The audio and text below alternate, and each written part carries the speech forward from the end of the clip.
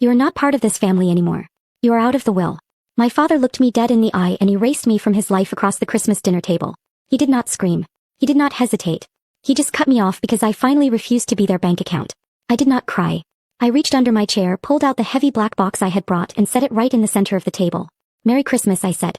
Then I pushed back my chair and walked out, leaving them alone with the evidence that was about to cost them everything. Before I tell you what was inside that box and how it destroyed his life, drop a comment. Where are you watching from and what time is it for you right now? I want to see how far this story travels. That black box did not contain a bomb. It contained 3 weeks of my life, condensed into a stack of papers that would turn my mother from a socialite into a federal inmate. My name is Sully, I am 28 and I do not get mad. I get evidence. To understand why I walked out of that dinner, you have to go back to 11:42 p.m. 3 weeks ago. I was not sleeping. I was sitting in my home office, bathed in the blue light of 3 monitors, watching a crime happen in real time. My phone buzzed with a transaction alert from the family trust. Withdrawal $9,500. Most people would see a random number. I saw a felony. In the world of forensic accounting we call it structuring or smoothing. It is the act of intentionally breaking up a large sum of money into smaller transactions, specifically under the $10,000 reporting threshold, to hide it from the IRS. It requires intent. It requires calculation. And my mother, Malia, was doing it with my money. I pulled up the ledger. She had done it yesterday, the day before, and twice last Friday. In total, she had drained $85,000 in less than a month. She was not just stealing. She was laundering funds to pay for my cousin Savannah's dream wedding venue, assuming I was too busy or too stupid to notice. I hovered my finger over the freeze account button. I could have stopped it right then. I could have called her, screamed, and saved my inheritance. But if I stopped her now, it was just a family dispute. It was just a civil lawsuit she could cry her way out of. I moved my hand away from the mouse. I needed the total to hit 100,000. I needed her to cross the line from mismanagement to grand larceny and money laundering. So I sat back in my chair, took a sip of cold coffee and let the transaction clear. I was not going to save her. I was going to let her dig the hole deep enough to bury herself. The venue was called the Glass Estate, a modernist nightmare perched on a cliffside in Malibu. I drove up the winding private road, my hands steady on the wheel, watching the ocean crash against the rocks far below.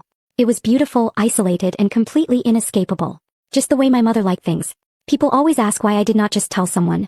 Why I did not go to my aunts or my cousins and say she is stealing from me. They assume abuse is loud. They assume it leaves bruises or involves screaming matches in the kitchen. But Malia did not operate like that. She did not use fists, she used concern. We call it the prison of fake concern. It started when I was 18 and wanted access to my trust fund for college. Malia did not say no. She just sighed, looked at my aunt with teary eyes and whispered, "I am so worried about Sully. She has been erratic lately. The doctors say she cannot handle stress. If we give her that money she might hurt herself." She planted the seeds of my insanity so deep that even I started looking for the cracks. To the outside world, she was not a thief. She was the saintly mother protecting her fragile, unstable daughter. If I got angry, it was an episode. If I demanded my rights, I was off my meds. If I tried to leave, I was a danger to myself. She built a cage out of pity and locked me inside, holding the key of conservatorship just out of reach. That is why I was alone. To speak against her was to prove I was crazy. I pulled up to the valet.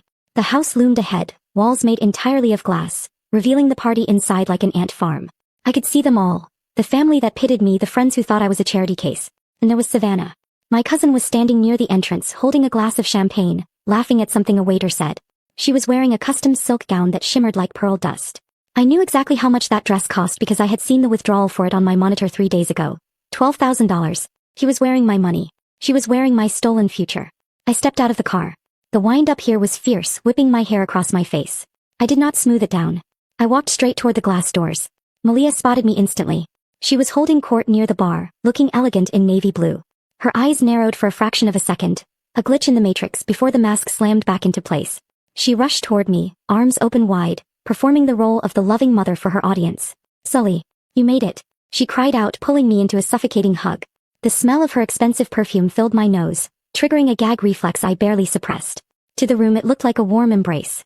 But as she pressed her cheek against mine, her voice dropped to a hiss only I could hear. "You look tired, darling. If you say one word about money tonight, I will have Dr. Aris sign the commitment papers before the cake is cut. Do you understand me?" I pulled back and smiled, cold and sharp. "I understand perfectly, mother." "Come with me," Malia said, her grip on my arm tightening just enough to bruise. "We need a moment. Just mother and daughter." She steered me away from the bar, flashing a dazzling smile at a passing waiter. To the guests it looked like affection. To me it felt like being marched to the gallows. She led me toward the infinity room, a soundproof glass cube cantilevered over the cliff edge, designed for VIPs to watch the sunset in silence. As the heavy glass door sealed shut behind us, the noise of the party vanished. The laughter, the music, the clinking of crystal. It was all gone. It was just the two of us, suspended over the ocean in a silent, transparent cage. The guests could see us perfectly, but they could not hear a word. You have 5 minutes, Malia said. Her face did not change. She kept a pleasant, neutral expression for the audience outside, but her eyes went dead. She reached into her clutch and pulled out a folded document, smoothing it onto the glass table between us. It was not a greeting card. It was a permanent conservatorship agreement. I know you have been looking at the accounts, Sully. I know you think you are clever. But you are not a forensic accountant tonight. You are a patient. She placed a second item on the table. A manila envelope marked confidential, Dr. Aris. Dr. Aris has been very thorough, she purred. He has documented your episodes for the last 6 months. The paranoia. The financial delusions. The threats of self-harm. According to this file, you are currently in a state of acute psychosis. I stared at the envelope. It was a masterpiece of fiction. I had never met Dr. Aris, but Malia had been paying him, using my money, to build a paper trail that proved I was insane. Here is the deal, she said, tapping the conservatorship agreement with a manicured nail. You sign this, voluntarily transferring control of the trust to me for your own safety, and you go home. We tell everyone you are not feeling well. And if I do not? I asked, keeping my voice trembling low and scared. I needed her to feel powerful. I needed her to overplay her hand.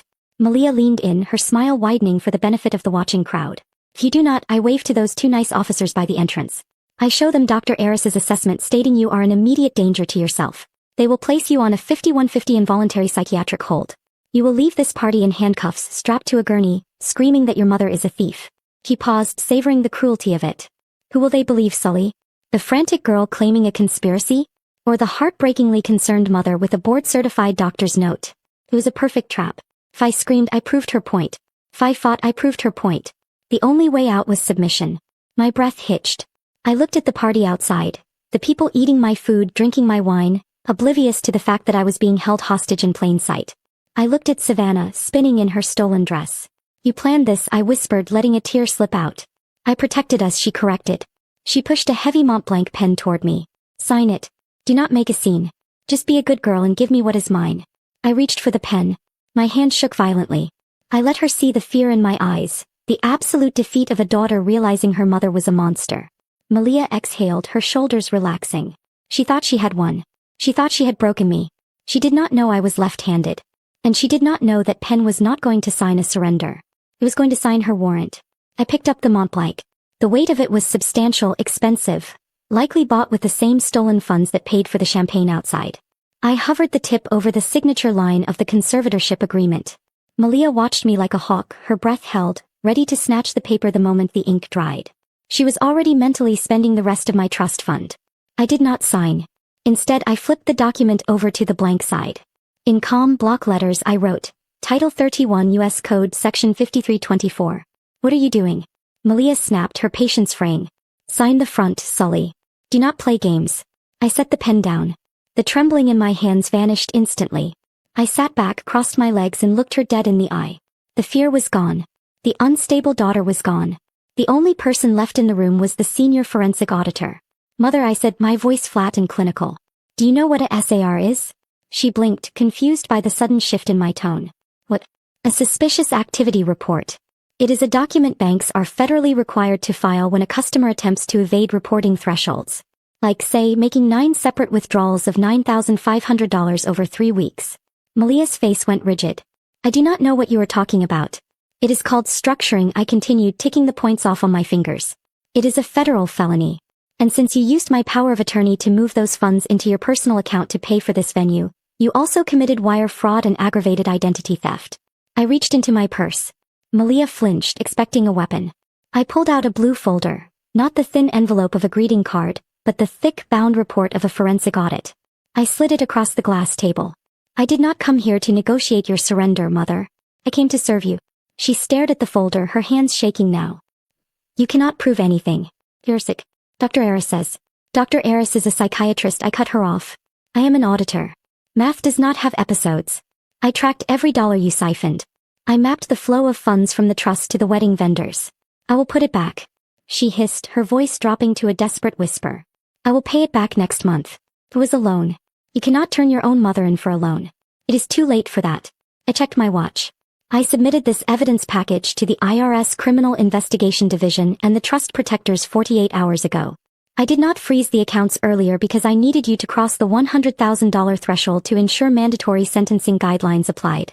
I leaned forward, closing the distance between us. You are not my guardian anymore, Malia. You are the subject of an active federal investigation. And that fake concern you used to imprison me? It just became the motive for your prosecution. Malia looked at the folder, then at me. The color drained from her face, leaving her looking old and terrified. She realized then that the glass room was not protecting her from the crowd. It was trapping her with the truth. Malia stared at the forensic audit report, her face a mask of panic and disbelief. Then abruptly she laughed. It was a brittle, frantic sound that echoed off the glass walls. You are bluffing, she spat, pushing the folder away. You think you can scare me with some printouts? I am your mother, Sully. You will not send me to jail. I will just pay it back later once the investments mature. This is ridiculous. She grabbed the audit report and ripped it in half, throwing the pieces onto the floor. It is gone. It is your word against mine, and everyone out there already knows you are unstable. She stood up, smoothing her dress, regaining her composure.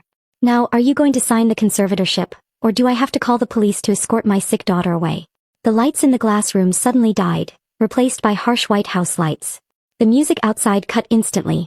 The door opened, not security but Cole. He walked straight to Malia, tuxedo sharp, expression colder than any guest's. I'm Cole, managing partner of Venture Capital Holdings, he said calmly. We own this estate. And the final payment for this venue just bounced. That's impossible. Malia screamed. There was money in that account. Not anymore, I said, standing. The trust protectors froze every account tied to the trust, including the one you were stealing from. The truth hit her at once. No money meant no wedding. No wedding meant humiliation. I showed her the trust deed. The bad boy clause. Any beneficiary who commits a felony against the trust forfeits everything. I leaned in. By stealing $85,000 from me, you just handed me your entire $2 million inheritance. Cole didn't raise his voice. Security. Clear the building. This event is cancelled due to fraudulent payment. Chaos erupted. Guests fled. Savannah screamed at Malia for lying and stormed out, leaving her alone. That's when Malia snapped. She smashed a champagne flute, dragged the glass across her own arm and screamed for help, accusing me of attacking her. She called 911, playing the victim she'd rehearsed for years. Then she lunged, ripping the diamond brooch from my lapel and crushing it under her heel. No evidence, she hissed. My word against yours. I didn't move. Look up. 16 4K cameras watched from the ceiling, uploading everything to the cloud in real time. When police arrived, they found me calm with my attorney on the phone, and Malia bleeding, manic, surrounded by glass. Cole filed charges. I added one for a false police report. The officers cuffed her. He screamed my name. I didn't turn around. Later, standing on the balcony, Cole confirmed the footage was secured and she wouldn't make bail. I blocked her number. Then deleted it. Sell the house, I said. Use the money to fund a financial literacy scholarship. As I drove away from the glass estate, I realized what I'd gained. My name, my sanity, and silence that felt like freedom, not loneliness. If you've ever had to cut off a toxic family member to save yourself, you're not alone.